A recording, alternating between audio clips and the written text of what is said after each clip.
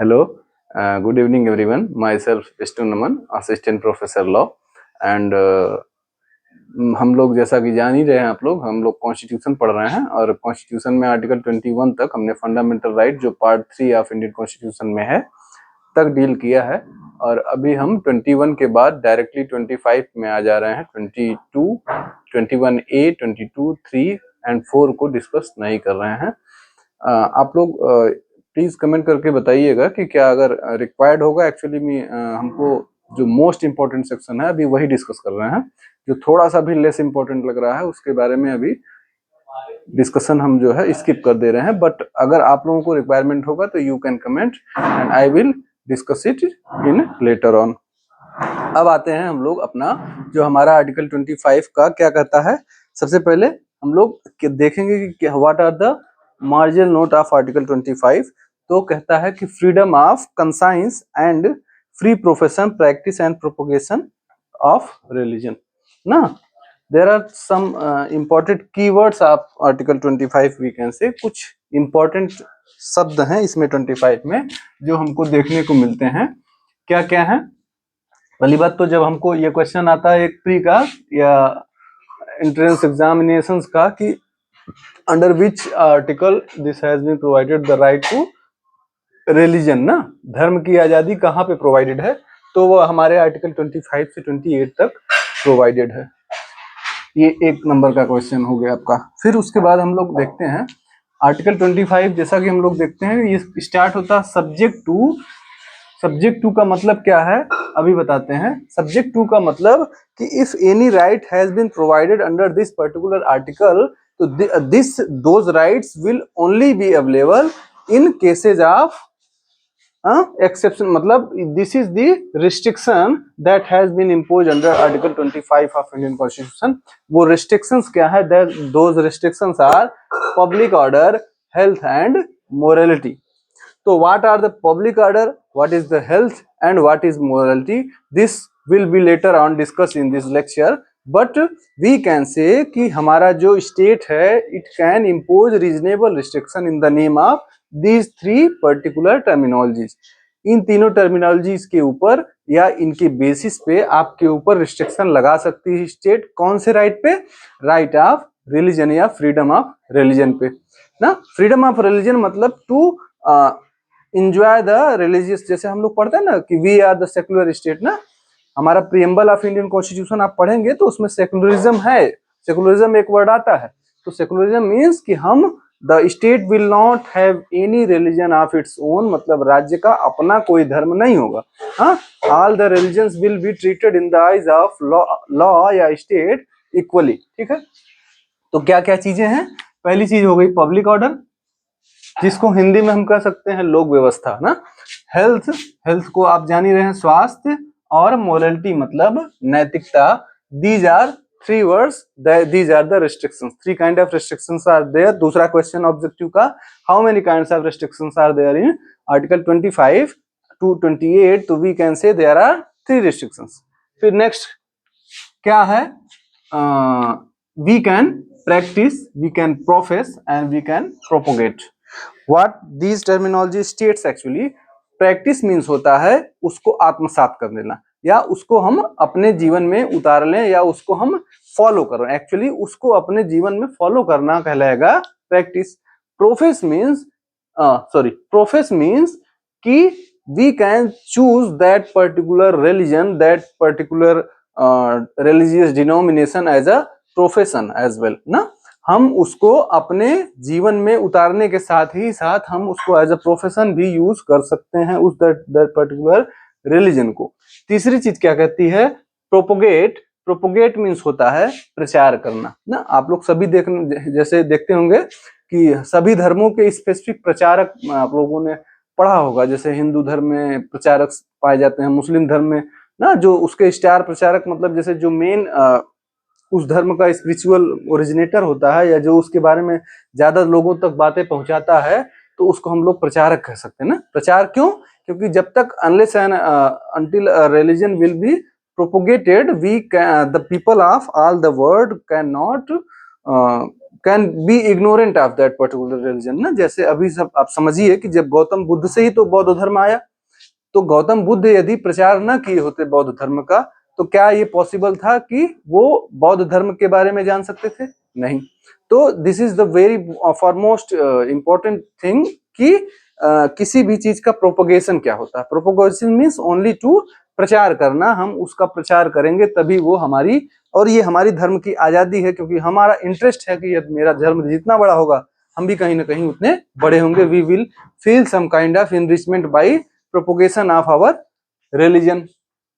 ये हमारी 3 वर्ड्स हो गए, प्रैक्टिस, प्रोफेस एंड प्रोपोगेट। और नेक्स्ट सबसे इंपॉर्टेंट वर्ड है फ्रीडम ऑफ कंसाइंस।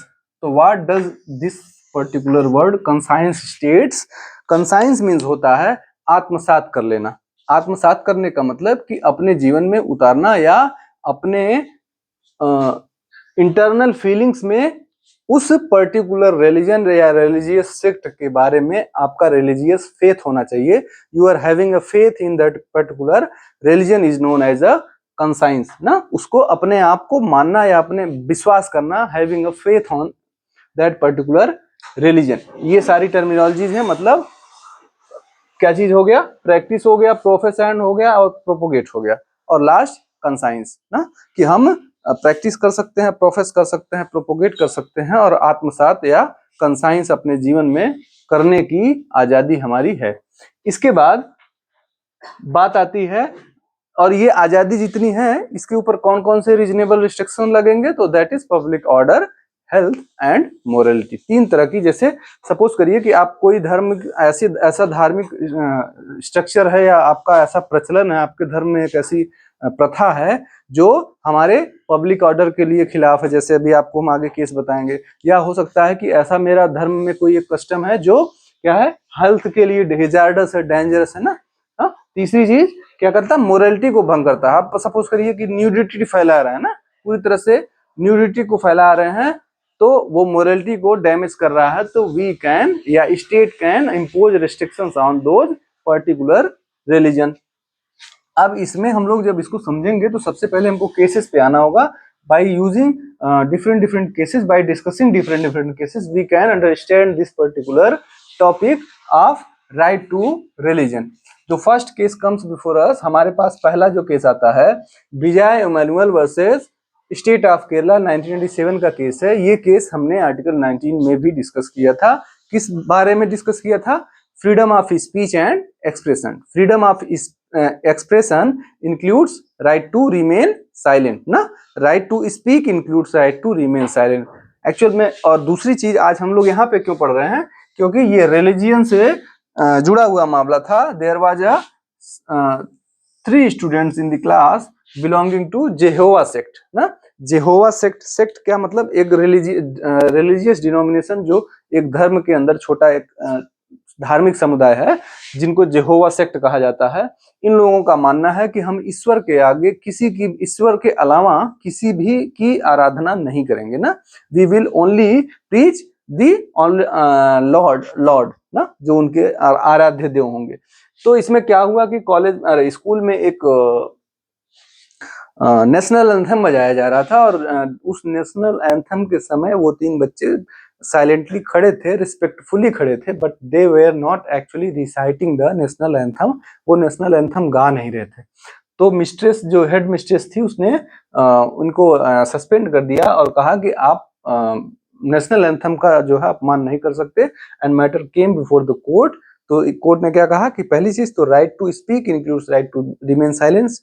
हम बोलने की आजादी का मतलब शांत रहने की भी आजादी है। और दूसरी चीज right to religion includes religious choice ना। It is up to me to have a faith into a particular religion या have a conscience into a particular religion। किस धर्म में या किस धर्म के अंदर हमारी जो फेथ है वो होनी चाहिए। It is up to me to decide. ये हम डिसाइड करेंगे कि हम कौन से धर्म को मानना चाहते हैं या नहीं मानना चाहते हैं, और उस धर्म से रूल होना चाहते हैं, नहीं रूल होना। क्यों? क्योंकि प्रैक्टिस, प्रोफेस एंड प्रोपोगेट, ये तीनों ही अधिकार हमको प्रोवाइडेड है अंडर आर्टिकल 25। तो विजय मैनुअल में सीधे कहा कि आपका जो रिलीजन है वो इस बात को इंक्लूड करता है कि आपकी चॉइस क्या होगी, रिलीजियस चॉइस क्या होगी स्पेसिफिकली।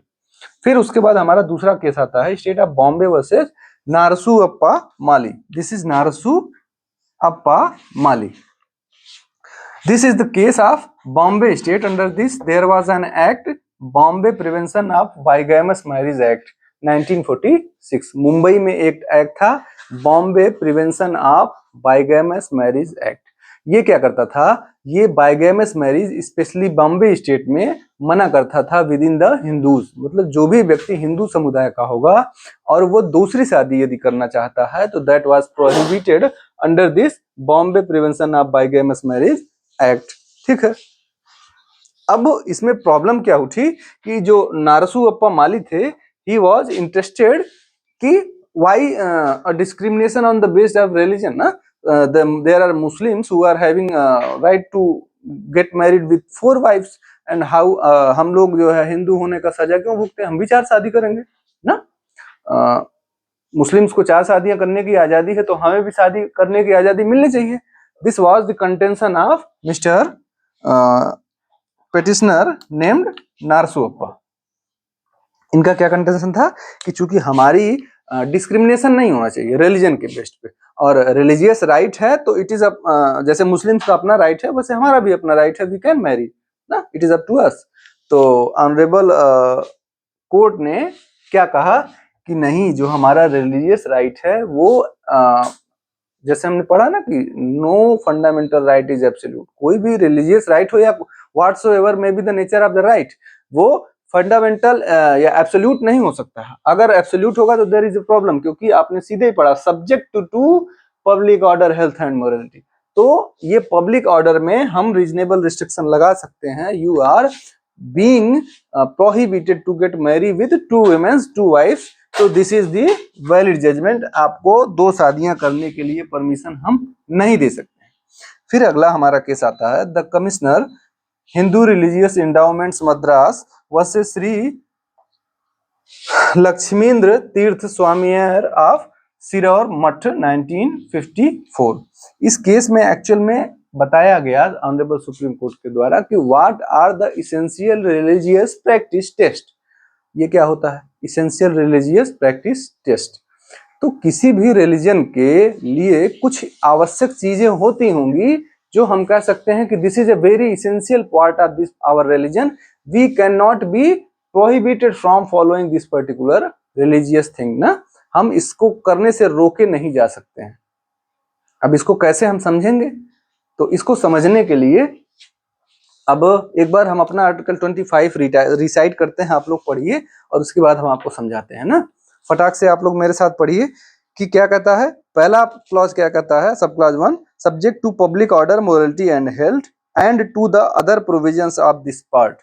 इस पार्ट के अन्य भाग और पब्लिक ऑर्डर हेल्थ और मोरालिटी को ध्यान में रखते हुए all the persons are equally entitled to freedom of conscience. सभी व्यक्तियों को समान रूप से आत्मसात या कंसाइंस की आजादी है। क्या चीज कंसाइन करने की, कंसाइंस किसी भी धार्मिक मामले में उसकी अपनी सोच होनी चाहिए, इसकी उसकी आजादी है। एंड राइट टू फ्रीली, और स्वतंत्र रूप से क्या कर सकता है, profess practice and propagate religion. किसी भी धर्म का प्रैक्टिस कर सकता है, उसको प्रोफेशन बना सकता है और उसका प्रोपोगेशन या प्रचार भी किया जा सकता है उस व्यक्ति के द्वारा।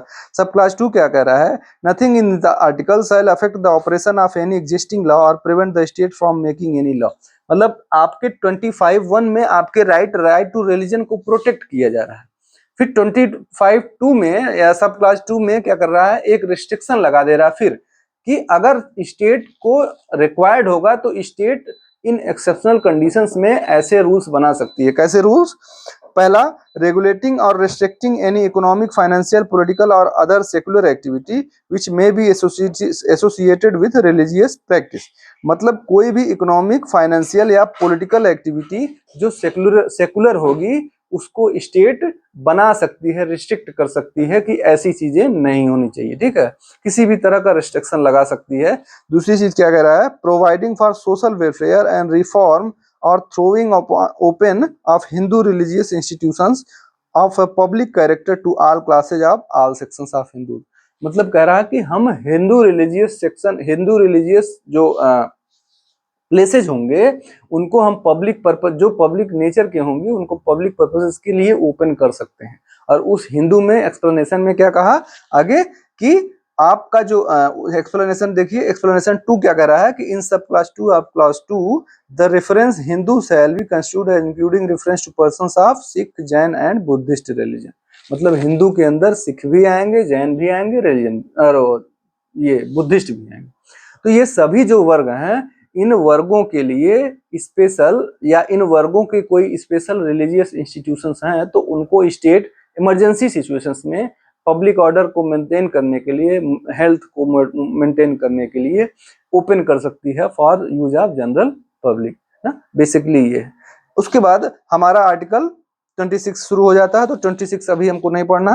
अब हम जैसे बता रहे थे ना, तो कोई भी हमारा रिलीजियस सेक्ट है, कोई भी मेरा धर्म है, तो उस धर्म के लिए, उस धर्म के वैलिड होने के लिए क्या आवश्यक शर्तें हैं, वो आवश्यक शर्तों के बारे में बात करता है हमारा ये केस।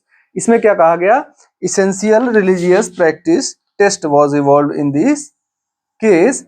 3 चीजें हैं, जैसे 3 एग्जाम्पल से हम इसको समझ सकते हैं। जैसे for Hindus, for Muslims and for Sikhs the saptapadi custom of saptapadi has been recognised under section 7 of Hindu marriage as well, but before that recognition of saptapadi हम लोग तब भी सप्तपदी को उतना ही मानते थे, उतनी ही वैलिड मानते थे, क्योंकि वो that custom was having a sanctity of a law या पावर ऑफ अ लॉ ना। तो उस कस्टम को हमने लॉ की मान्यता दे दी, क्योंकि वो इसेंशियल रिलीजियस प्रैक्टिस है सप्तपदी ना। मुस्लिम्स में क्या है, तो मुस्लिम्स में जैसे आप लोग जानते ही होंगे कि वो उनकी नमाज पढ़ने की, जो मॉस्क में वो जाके नमाज पढ़ते हैं, वो उसमें कहा जाता है कि जो भी व्यक्ति अल्लाह में विश्वास करता है वो नमाज पढ़ेगा ला इलाहा इलाहा मुहम्मदुर रसूलुल्लाह। ये चीज में जो प्रैक्टिस करता है वही मुसलमान है, जो धार्मिक क्या नाम है उनकी, जो मॉस्क होती हैं, मॉस्क मतलब मस्जिदें, उस मस्जिदों में जाके वो लोग क्या करेंगे, अपनी नमाजें अदा करेंगे। यदि वो करते हैं तो that is a religious practice. For Sikhism we can say the, अभी आप 25 का सब जो एक्सप्लेनेशन है उसका पहला एक्सप्लेनेशन पढ़िएगा। The wearing and carrying a kirpans shall be deemed to be included in the profession of Sikh religion ना। सिखों के धर्म में हम कृपान पहनना उनका इसेंशियल रिलीजियस प्रैक्टिस मान सकते हैं ना। कृपाण, और हम जैसे देख, आप किसी सिख को बिना पगड़ी के नहीं देखेंगे। और दूसरी चीज, वो छोटा सा इतना बड़ा सा चक्कू जो कृपाण जिसको बोलते हैं, यहाँ पे एक रस्सी लगा के अंदर कपड़े के अंदर जो है वो पहने रखे हैं, रहते हैं। तो इसको कोर्ट ने इसको अलाउ कर दिया। वो कहीं भी उनको उससे हम जनरली वेपन नहीं कर सकते हैं, रख सकते हैं। वी द पीपल मतलब except Sikh, nobody is entitled to have the that particular weapon ना। चक्कू भी तो विपन ही है, बट ये सिखों को स्पेसिफिक प्रिविलेज मिला है because it is considered as the essential religious practice. ठीक है। अब इसके बाद अगला हमारा केस है कि अगर जैसे ये सारी चीजें हो गई, अब इसमें हम पब्लिक ऑर्डर, हेल्थ और मोरलिटी, ये सब है जो तीनों रिस्ट्रिक्शन है, इसको समझेंगे कैसे। तो इसके लिए अगला केस हम लिखने वाले हैं। आप लोग उसको लिखने से पहले एक बार इसका स्क्रीनशॉट ले लीजिए, फिर हम लिखते हैं अगला केस। ठीक है। हमने अभी तक कितने केसेस डिस्कस किए हैं 3 केसेस। अब अगला केस हमारा आइए।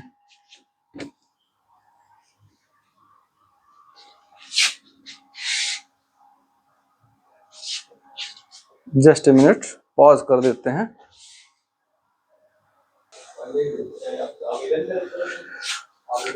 तो अभी तक हम लोगों ने पढ़ा था आर्टिकल 25 का कुछ पार्ट्स, बट इसमें जो आप लोग ये रीजनेबल रिस्ट्रिक्शन देख रहे हैं 25 में, public order, health and morality, इसको समझने के लिए हम लोग एक केस डिस्कस करेंगे जो बहुत इंपॉर्टेंट केस है, जिसको आनंद मार्गी केस भी कहा जाता है। Acharya Jagadishwaranand Avadhuta and others versus commissioner of police. क्या केस का नाम है? Acharya Jagadishwaranand Avadhuta and others versus commissioner of police. ये बहुत इंपॉर्टेंट लीडिंग केस कहा जाता है। ये 1983 का केस है। इस केस में what was the fact of this case, actually इस केस में जो हमारे जगदीश्वरानंद थे, सॉरी, इस केस में एक्चुअली क्या हुआ था कि जो एक रिलीजियस डिनोमिनेशन था, जिसको रिलीजियस डिनोमिनेशन का मतलब क्या होता है, सेक्ट बिटवीन अ सेक्ट, या हम कह सकते हैं religion with in a religion, या एक धर्म के अंदर दूसरा जो छोटा धर्म होता है जो उसी धर्म के अंदर होता है broadly, but up to some extent हम उसको क्या कहेंगे, रिलीजियस डिनोमिनेशन कहेंगे। तो इसमें एक समुदाय के लोग थे, एक रिलीजियस डिनोमिनेशन के लोग थे जो क्या करते थे, अपने रिलीजियस प्रैक्टिस के तौर पर सड़कों पे mosque, skull skull, human skull मतलब मनुष्यों की खोपड़ियां और नंगे तलवारें और हथियार लेके क्या करते थे, प्रदर्शन करते हुए और डांस करते हुए जाते थे। तो सपोज करिए कि कोई अगर 100 लोगों का एक ग्रुप है डांस करते हुए ऐसे जा रहा है, जिसके हाथ में तलवारें हैं, खोपड़ियां हैं, और वो लोग अलग अलग रंगों से रंगे हुए हैं, और इस तरह का एक माहौल पैदा होगा कि जिससे there is a chance to disturb the public order, और दंगे भी हो सकते हैं, और कुछ कहीं ना कहीं आप सोशल ऑर्डर जो पब्लिक ऑर्डर है वो डिस्टर्ब होने के चांसेस हैं। तो इसी को खत्म करने के लिए, ऐसा ना हो, इस पर रोक लगाने के लिए वहां के जो कमिश्नर ऑफ पुलिस ने है, उन्होंने section 140F4 of CrPC, 144 of CrPC जो अब बीएनएसएस का 163 हो गया है, लगा के वहां पे क्या कर दिया, इस रिलीजियस प्रैक्टिस को रोक दिया, इस पे रोक लगा दी ना।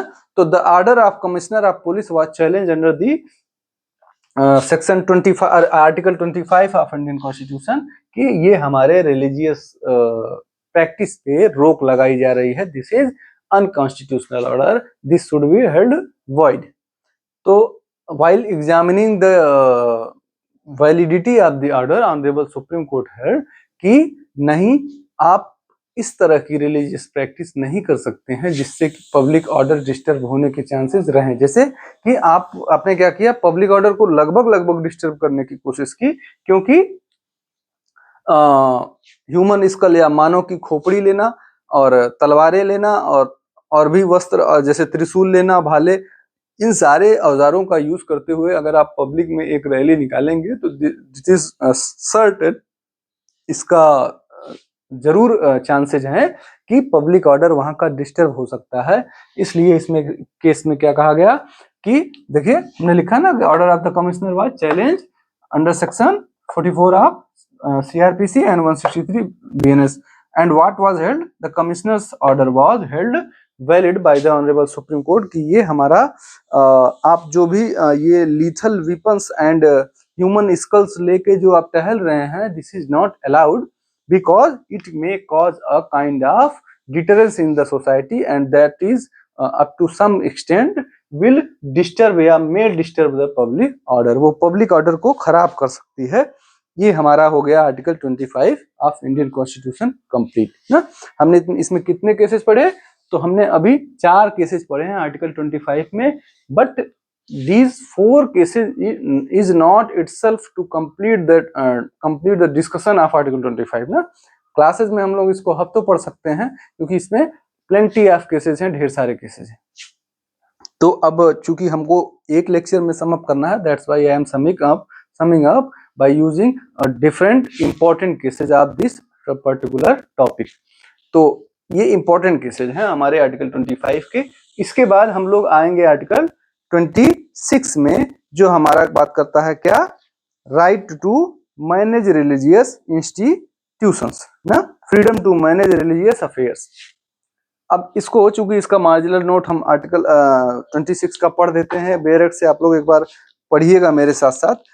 बेरेक्ट पढ़ना इसलिए जरूरी है कि without understanding the terminologies of the बेरेक्ट you will not B capable to understand the legal provision itself, and you will not be find out the essentials of that particular provision ना। और कभी कभी आप इंटरव्यू जब देने जाते हैं ना, तो उस इंटरव्यू में आपसे बेरेक्ट ही पढ़वा लिया जाता है, please recite the particular provision of bare act. क्यों? क्योंकि examiner wants to know actually whether to understand to how to study bare act और not how to read बेरेक्ट ना। तो पढ़िए आप लोग 26, subject to public order, morality and health. 3 चीज जो अभी हमने पढ़ी। एवरी रिलीजियस डिनोमिनेशन, इसमें मेन इंपॉर्टेंट चीज क्या है, रिलीजियस डिनोमिनेशन इसको अंडरलाइन कर लीजिएगा, एवरी रिलीजियस डिनोमिनेशन और एनी सेक्शन देयर ऑफ, या तो कोई रिलीजियस डिनोमिनेशन या उसका कोई एक हिस्सा शैल हैव द राइट्स, क्या क्या राइट्स होगा उसको। रिलीजियस डिनोमिनेशन का मतलब एक बात में हम समझ सकते हैं कि एक धर्म जैसे हमारा हिंदू धर्म है, उस हिंदू धर्म के अंदर कितने संप्रदाय हैं, छोटे छोटे छोटे छोटे, जैसे वैष्णव हो गया, सिख हो गया, और जैन हो गया, बौद्ध हो गया, ये सब क्या है, रिलीजियस डिनोमिनेशंस है। और मुस्लिम कम्युनिटी में जैसे हम देखेंगे तो मुस्लिम कम्युनिटी में शिया हो गए, सुन्नी हो गए ना, तो दीज आर रिलीजियस डिनोमिनेशन। तो सभी रिलीजियस डिनोमिनेशंस को क्या क्या राइट्स होंगे उसके बारे में बात कर रहा है। पहला clause A, to establish and maintain institutions for religious and charitable purpose, हम इस्टेब्लिश कर सकते हैं और उनको मेंटेन कर सकते हैं, किस पर्पस से, रिलीजियस पर्पस के लिए। कोई भी इंस्टीट्यूशन को इस्टेब्लिश कर सकते हैं, बना सकते हैं, और उसका मेंटेनेंस मतलब उसको चला सकते हैं फॉर फ्यूचर रेफरेंस। दूसरा क्या कह रहा है, to manage its own affairs in matters of religion, जो इंस्टीट्यूशन हमने बनाया है उस इंस्टीट्यूशन का हमने, रिलीजियस इंस्टीट्यूशन को मैनेज करने का भी हमारा, उसके मामलों को मैनेज करने का भी अधिकार हमारा है। तीसरा क्या कहता है, to earn and acquire movable and immovable property, यही क्लॉज चैलेंज किया गया था हमारा, 26 ही चैलेंज किया गया था केशवानंद भारती के केस में ना। तो क्या कर रहा है, to own and acquire movable and immovable property, आप मूवेबल और इमूवेबल प्रॉपर्टी को ओन कर सकते हैं उस रिलीजियस डिनोमिनेशन के द्वारा, या ओन मतलब रख सकते हैं, खरीद सकते हैं, उसके मालिक बन सकते हैं, या कर सकते हैं क्या, उसको एक्वायर कर सकते हैं। फिर उसमें क्या करा, to administer such property in accordance with the law, वो जो प्रॉपर्टी आपने एक्वायर की है, जिसको आपने ओन किया है, उसका आपने एडमिनिस्ट्रेशन भी करने का अधिकार आपके पास है। आप उसका एडमिनिस्ट्रेशन मतलब उसका प्रशासन कैसे उसको रन करना है, ये आप कर सकते हैं। तो इसमें कुछ भी समझने वाली बात नहीं। समझने वाली बात क्या है, रिलीजियस डिनोमिनेशन क्या होगा, तो इसको समझने के लिए हमारे पास एक केस है, SP Mittal versus Union of India 1982। इसमें क्या बताया गया था, essential for considering any section as a religious denomination, क्या क्या चीजें होनी चाहिए कि हम उसको मानेंगे कि वो रिलीजियस डिनोमिनेशन है। तो पहली चीज, a group of individuals having a common faith, एक लोगों का समुदाय जो एक कॉमन फेथ रखता है, मतलब सभी लोगों का एक ही जैसा विश्वास है। जैसे वैष्णव लोग हो गए तो उनका एक स्पेसिफिक विश्वास होगा ना। उसके बाद कह रहा कि दूसरा, अ कॉमन और ऑर्गेनाइजेशन, और उनका संघ जो है वो फेथ होने के साथ साथ उनका संघ भी एक है, उनका फंक्शन भी एक है। तीसरा क्या कह रहा है कि designated by a distinctive name, उनका एक डिस्टिंक्टिव नेम मतलब स्पेसिफिक नेम होना चाहिए जिससे वो लोग जाने जाते हैं ना। जैसे हमारा कोई भी रिलीजियस डिनोमिनेशन आप समझ सकते हैं, जैसे हमारा हिंदू धर्म में कितने ढेर सारे धर्म आते हैं, वैष्णव हो गए, सिख हो गए, सॉरी सिख नहीं, वैष्णव हो गए, जैन हो गए, शैव हो गए, जो शिव भगवान को मानने वाले हैं वो लोग शैव हो गए, जो विष्णु भगवान को मानने वाले हैं वो वैष्णव हो गए, ये सारी चीजें ना। फिर उसके बाद मुस्लिम्स में देखते हैं आप, तो ये एग्जाम्पल के लिए हमने लिख रखा है कि शिया हो गए, सुन्नीस हो गए। तो ये सारे जो छोटे छोटे समुदाय हैं एक धर्म के अंदर, धर्म जो होता है उसको हम लोग रिलीजियस डिनोमिनेशन कहते हैं ना। अब एसपी मित्तल केस से हमको एसेंशियल समझ में आ गया, आर्टिकल 26 में क्या क्या शर्तें हैं जो बताएंगी कि कोई भी रिलीजियस डिनोमिनेशन कब होगा। 27 और 28 में कुछ भी समझने जैसा नहीं है, हम इसका रिसाइटिंग कर देते हैं और इसको बता देते हैं, आपको समझ जाइए। पढ़िएगा मेरे साथ, freedom as to payment of taxes for promotion of any particular religion, मतलब आपको पेमेंट, टैक्स पेमेंट से आपको लीव मिल रही है, छुट्टी मिल रही है, आपको टैक्स पेमेंट नहीं करना पड़ेगा। कब नहीं करना पड़ेगा, no person shall be compelled to pay any tax, किसी भी व्यक्ति को टैक्स, किसी भी तरह का टैक्स पे करने के लिए लायबल नहीं ठहराया जाएगा। The proceeds of which are specifically appropriated in payment of expenses for the promotion और maintenance of any particular religion और रिलीजियस डिनोमिनेशन, जो आपकी आमदनी जो किसी रिलीजन के विकास के लिए, उसके कल्याण के लिए, या रिलीजियस डिनोमिनेशन के विकास या कल्याण के लिए यदि आपकी प्रॉपर्टी खर्च की जाती है तो that will not be a taxable amount, उस पे आपका टैक्स नहीं लगाया जा सकता, ऐसे इनकम से आप टैक्स नहीं ले सकते हैं। ये हमारा आर्टिकल 28 हो गया, 27 हो गया सॉरी। इसके बाद 28 पढ़ना हमको है, freedom as to attendance of religious instruction or religious worship in certain educational institution। मतलब बेसिकली हम 27 में जानते हैं कि टैक्स से जो लाइबिलिटी है उससे मुक्त किया जा रहा है। 28 में क्या कह रहा है कि कोई नेचर ऑफ जो 3 नेचर ऑफ इंस्टीट्यूशन बताया है, जो भी सरकारी संस्थाएं होती हैं या जो गैर सरकारी संस्थाएं होती हैं, क्या हम उसमें धार्मिक शिक्षा लागू कर सकते हैं या नहीं लागू कर सकते हैं, इसी के बारे में बात करता है आर्टिकल 28। क्या है? No religious instruction shall be provided in any educational institution wholly maintained out of state funds. Clause 1, कोई भी रिलीजियस इंस्ट्रक्शन नहीं किया जाएगा, नहीं दिया जाएगा किसी भी रिलीजियस किसी भी इंस्टीट्यूशन में जो स्पेशली मेंटेन किया जा रहा है बाई होली बाई स्टेट, जो पूरी तरह से राज्य के द्वारा मेंटेन किया जा रहा है। दूसरा, nothing in clause 1 shall apply to any educational institution. मतलब क्लॉज 1 में क्या कहा कि रिलीजियस इंस्ट्रक्शन देने से मना कर दिया एजुकेशनल इंस्टीट्यूशन से, हाँ, जो स्टेट से फंडेड है। लेकिन कह रहा है कि क्लॉज 1 की बातें क्लॉज 2 में नहीं लागू होंगी, which is administered by the state but has establish under any endowment और ट्रस्ट, जो सरकार के द्वारा मैनेज तो की जा रही है बट किसी रिलीजियस एंडाउमेंट या ट्रस्ट के द्वारा जिसका इस्टेब्लिशमेंट किया गया है, तो उसको क्या करेगा, which requires that religious instruction shall B imparted in such institution. मान लीजिए सिख समुदाय के द्वारा सिख ट्रस्ट समुदाय ने एक ट्रस्ट बनाया, उस ट्रस्ट से एक रिलीजियस इंस्टीट्यूशन बनाया, तो बाद में उसको गवर्नमेंट ने एक्वायर कर लिया, तो भले उसको गवर्नमेंट रन कर रही है, फंडेड है गवर्नमेंट से, लेकिन उसको चूंकि उसने एस्टेब्लिश किया है, सिख समुदाय ने एस्टेब्लिश किया है, इसलिए जो सिख समुदाय से रिलेटेड कुछ सर्टेन रिस्ट्रिक्शंस के रहते हुए, जो रिस्ट्रिक्शन हमने 26 में पढ़ा है, अरे 25 में, उन रिस्ट्रिक्शंस के रहते हुए हम कुछ हद तक जो है रिलीजियस प्रैक्टिसेस को करवा सकते हैं। फिर उसके बाद हमारा अगला क्लॉज है, no person attending any educational institution recognised by the state और receiving aid out of the state funds shall be required to take part in any religious institution that may be imparted in such institution or attend any religious worship that may be conducted in such institution or any premises attached thereto, unless such person or if such person is a minor has guardian, his guardian has given consent thereto। कोई भी व्यक्ति अगर किसी राज्य के द्वारा recognise कोई institution है, तो अगर वो उस अगर वहां पे कोई रिलीजियस फंक्शन हो रहा है, तो unless and until he will give his consent he will not be forced to follow that particular religious instruction. Basically 3 बात।